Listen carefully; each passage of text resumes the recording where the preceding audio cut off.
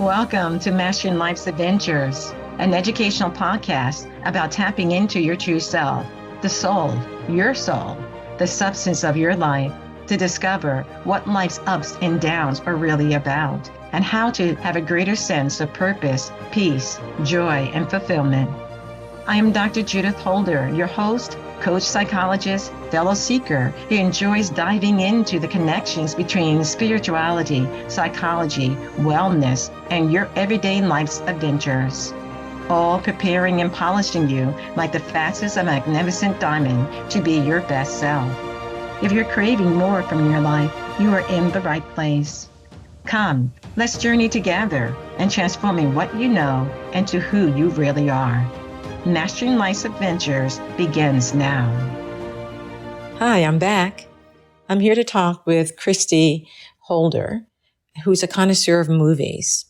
And we've been doing this series of looking at real, R-E-E-L, movie types of life adventures that take place and how they relate to the soul and spiritual directions and that go on in one's life. She's going to be talking about this particular movie on My Brother's Crossing, which we have seen together, and we thought it would be excellent to bring and talk about to seekers to help them to have maybe a better perspective or a different perspective as it relates to what happens when there's tragedy that occurs and what happens when there is even the loss of faith of a pastor. So I'm going to give Christi to summarize the information, and then we'll go through a summary of different points of the movie. But I invite you to see the movie, which is on PureFlix, and it's called My Brother's Crossing. So give us some overall view of the movie, and then we'll get into key components of the movie. Well, the overview of the movie is about two people, or actually four people, that are involved in an accident. A father and son, and a husband and wife. The accident killed the husband and wife, and how that affected the father of the boy, and how he viewed himself, and how he felt others viewed him through that accident.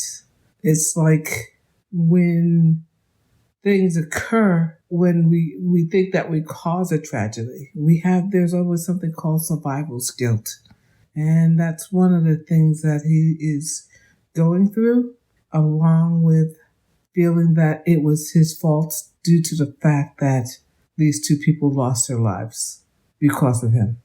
Yeah, in the process of, it was nighttime, and the two individuals were on a motorcycle and it ended up that the motorcycle went underneath the truck that he was driving.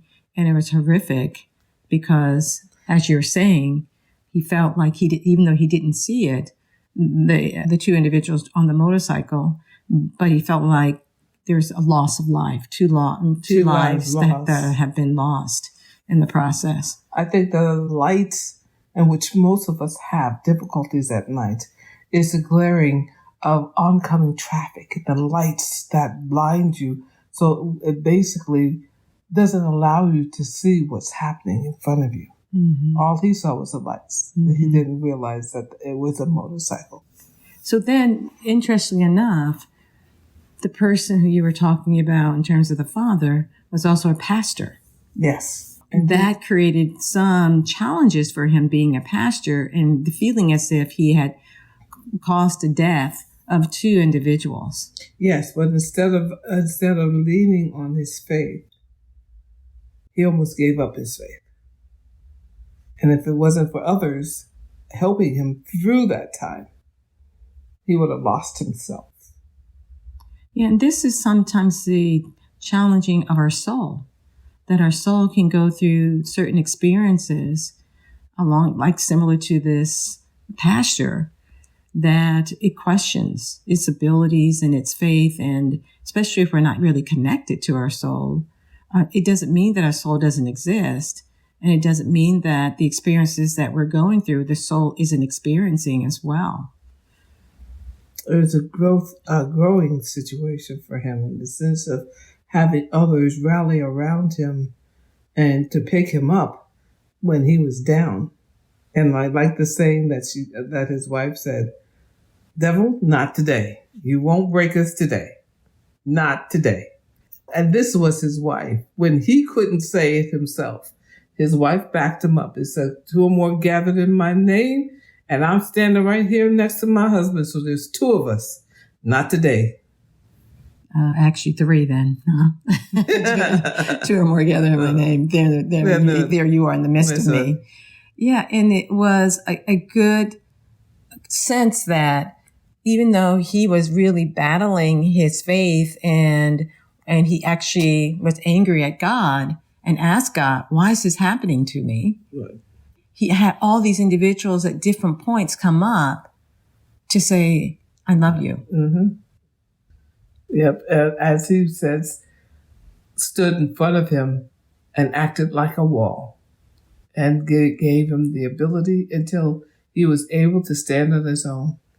They helped him to do it, to the fact that the brother of the man that was killed went to court and told the judge or told the officer that was in charge of the accident scene that he wanted to pay the fine. Everybody thought he was crazy, but something in him, or a voice, and that voice can always be God, or it could have been his brother, God speaking through his brother's voice, saying, you need to go.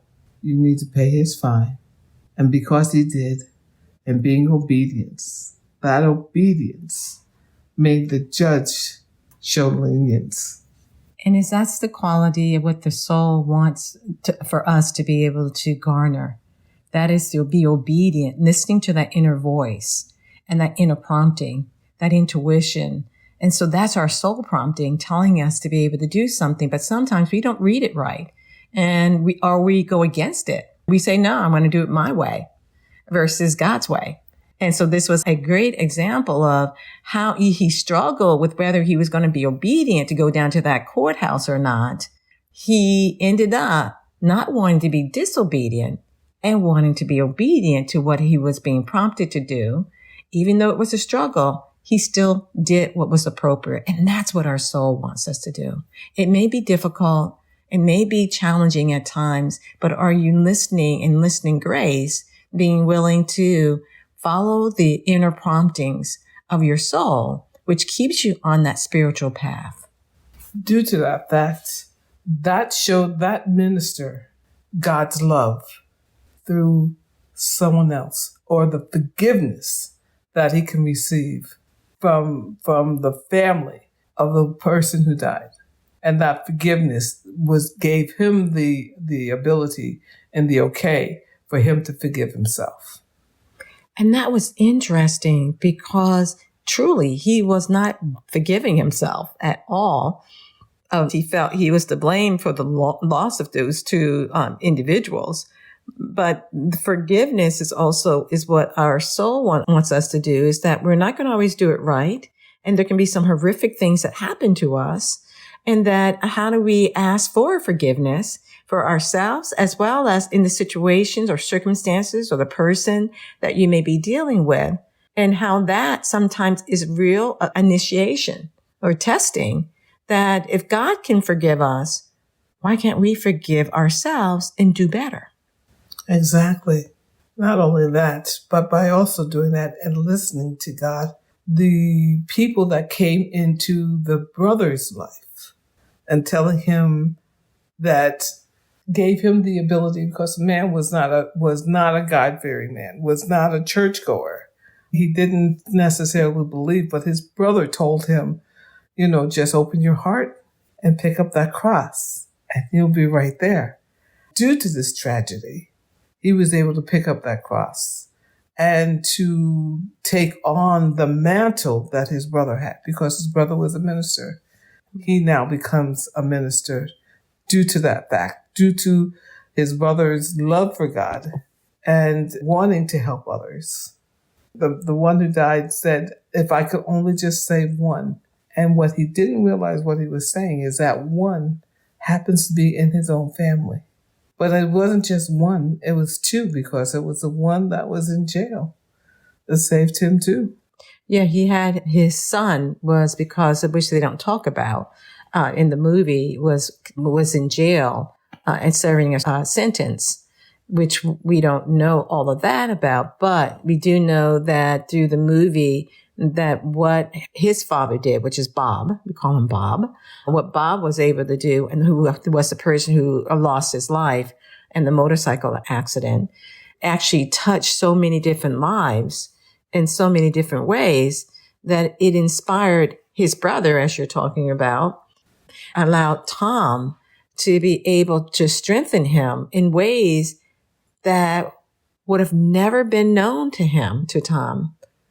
Even the fact, because as you're saying, he wasn't a God-fearing man and actually didn't want to go to church.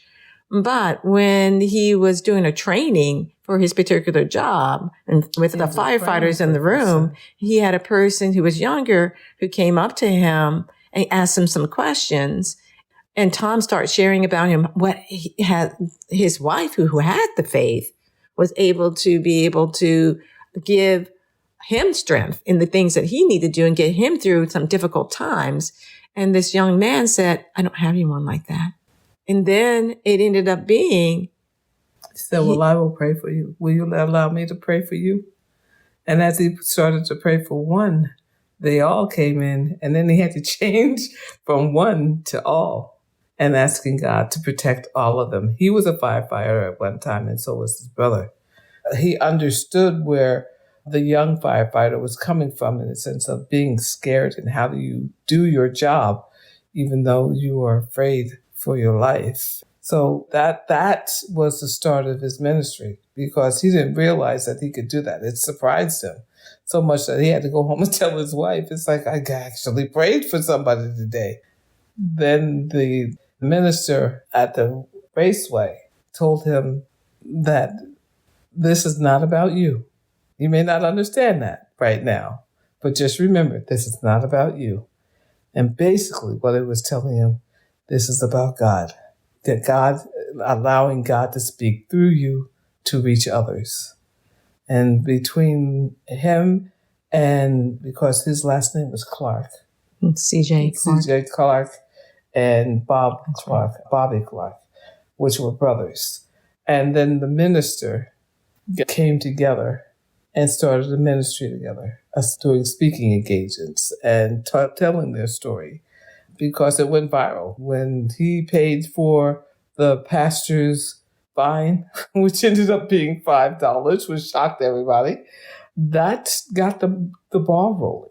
Yeah, I just want to make a point of there because, and then talk about the ball moving forward with that, because when they were when we were in that courtroom, and then the CJ, let's take away Tom, when CJ came in and approached the bench along with the officer and his lawyer, who wanted to prosecute to the greatest extent of the law. They wanted manslaughter, a vehicle manslaughter.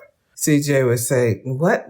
No, I want to pay his fine. I want to do what I need to do to take this burden off of him." And so when they got up to the judge, and the lawyer asked the judge to downgrade the charges to, what was it? Reckless driving. Reckless driving. The judge looked at him like, what? Wait a minute. This was manslaughter. What do you mean reckless driving? And then it got down to that. And then when CJ stood up and says, well, whatever his fine is, I want to pay his fine. And the judge looked at him like, what? Yeah. So it's like, okay, this case, okay, we're done. Here's a fine. Case closed. Go home. Yes. When they got outside to the bail and wanted to pay the fine, CJ gave his credit card. And so the lady took his credit card and ran it off. And then when he got it back, he looked at us like, they said, well, how much was the fine? He said, $5. Everybody said, what? It's like, yeah, $5. So even the judge realized that this was an accident. The family was willing to forgive the pastor. And if the family can forgive the pastor, who is he to say, no, we need to charge you more? Right. And the pastor was there crying because of not only just relief, but also of the mercy of God, how merciful that God was, because his wife was there praying for the best outcome that could occur in the situation. They weren't a wealthy family to have to pay any type of fine, and they had to pay for lawyers to move through this. But it really shows you the act of walking by faith, not by sight. Mm-hmm. Walking by faith and knowing that God is, as you are obedient, as you were saying earlier, as you are, they were obedient to the prompting. CJ was obedient to the prompting, and your soul is obedient to the promptings or the intuition that's given to you. You're walking more of a Christic-like life. And so that gives you grace that comes back to you in unknown ways and abundantly. You saw this was My Brother's Crossing was about the abundance of how God works in mysterious ways. To the point of the Clark family becoming best friends of the pastor's family, and then now joining the pastor's congregation, and how it all brings everyone together. Now, due to that fact, and you can actually put that to what's happening today, all right, and to see what's happening today and how people are blowing things out of proportion, and they're forgetting about the other half, the other side, or the forgiveness, or the grace, or the love that God has for all of us.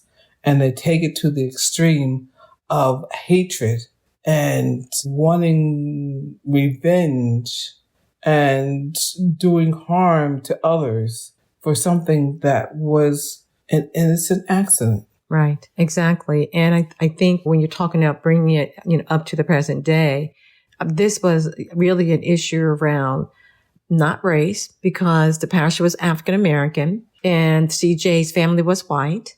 And they actually saw past the color issue and then looked into the hearts. It was really, truly a blessing to see that love was the alchemical key. That love is the alchemical key that helps to be able to move past these looking at what you are and what I am. They're looking at the outer instead of looking at the inner. And they were able to see the inner of both sides and come together as a cohesive unit that I think this unit will stay together for quite some time, if not forever, because of how they now have melded together family to family and faith to faith.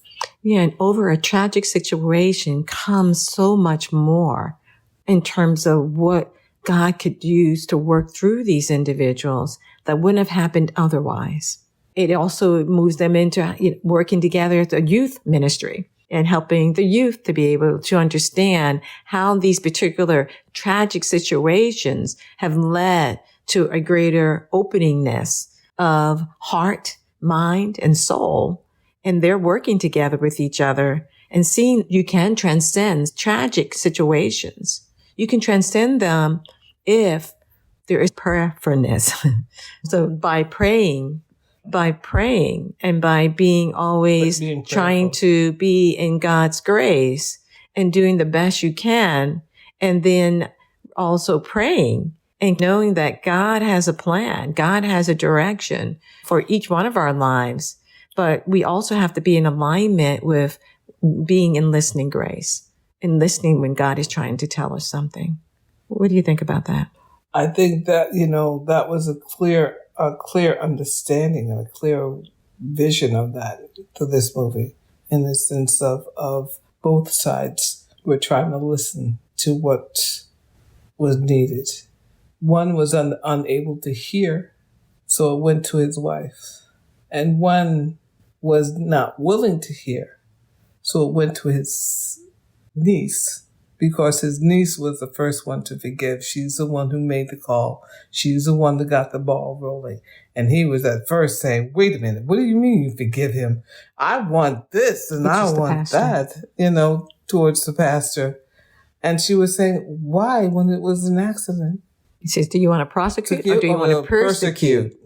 Yeah, and got the ball rolling, and then the whole family got involved, which was really, really kind of cool to see. And I think that's a quality of the Holy Spirit in some ways, bringing all, because the Holy Spirit is love. And so that the more that we can be able to understand those qualities and different nuances of love and what we may need to do with certain situations that happen to us, whatever they may be, like that cloak and water that I sometimes talk about, or like the skateboard and just slowing things down and seeing. And that's what happened in this case. They slowed things down to see things that were going on and how God was working in their lives. Or do they need to kind of be the trampoline, bouncing on the trampoline, seeing something higher and something greater? And that's what the women were in these men's lives. They were on the trampoline, seeing something higher and holding that higher vision in terms of on the Walker family side with his wife, and on the pasture, Clark, and on the pasture side with his wife, who's very prayerful, trying to hold that immaculate view, trying to hold the greater good and or the higher meaning or purpose to what was going on in this particular situation, in this particular movie. So it's a great movie to watch. I mean, it's what I consider one of those movies that you want to keep because there's so much in it. You can watch it multiple times and get something different out of it each time. Excellent. I'm going to ask you how you want to, how you think about ending in our time together in terms of that, what you want to leave the seeker with in terms of your thoughts about this movie as a kind of a summary. But the other point that I think is very valid in this situation is we can be anxious, we can be angry, we can be sad, we can be mad. There can be so many different emotions, but the soul wants us to see past all that and to be able to see what is God trying to do come here. Come up a little bit higher. Mm-hmm. Say, come up a little bit higher and transcend the lower anger, fear, revenge, and come up a little bit higher and see the faith, the love, and the charity that is always there. Okay? The saying goes, 3 things were given: faith, love, and charity. And the largest or the best gift of all is a gift of charity, because the gift of charity is a gift of love. Mm-hmm. And basically that's what they did, is that they were charitable to him, and which through that opened the door for love, God's love. Okay? Not necessarily man's love, but God's love for all involved. Mm-hmm. So thank you for your thoughts about this movie on My Brother's Crossing. And interesting enough, because of the loss of his brother, which is the Clark family, I keep on saying Walker. So thank you for those last comments, Christy. The name of the movie is My Brother's Crossing. It actually became truly because of the loss of the brother and two people that he decided to name his ministry My Brother's Crossing, which it had so many different significance and reasons of why they wanted to call the ministry moving forward, which has transformed his life in so many different ways. And just as we get and walk our spiritual path, we become transformed in maybe ways we have never thought about. But because we're walking that path, God brings to us those individuals that are going to be helpful to us to walk through whatever condition we find ourselves in. Something to think about. Thank you. Bye for now. Thank you for joining me for this episode on Mastering Life's Adventures, being your best self through soul evolution. If you have enjoyed what you've heard today, I would be delighted if you would share this episode with others, leave a thumbs up, and subscribe to my Mastering Life's Adventures podcast. Look forward to your joining the next episode. Please leave any comments or suggestions you might have below. Bye for now.